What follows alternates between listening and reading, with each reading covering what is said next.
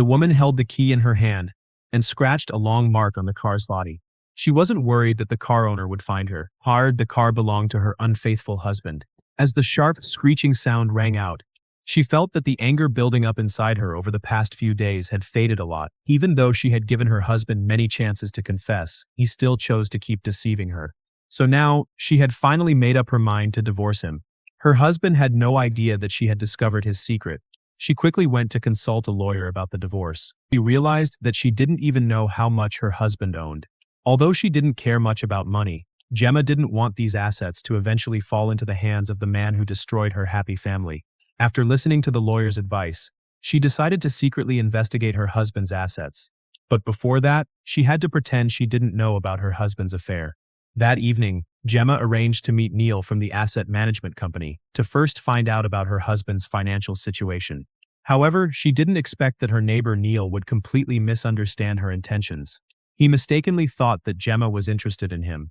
In order to achieve her goals, Gemma hardly hesitated and followed Neil to the room he had already reserved.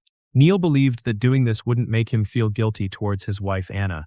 After confirming that Neil simply wanted to have her and had planned to divorce, Gemma agreed to the deal without hesitation. She had always thought her marriage was without betrayal, but because of her husband's infidelity, she ended up being with another man. The next morning, Gemma woke up early and got everything ready to leave. Neil looked at her cold, indifferent demeanor and felt confused, not knowing what she was really after. Until Gemma spoke and said what she wanted. If you're asking me to lie, I want something to make up for it.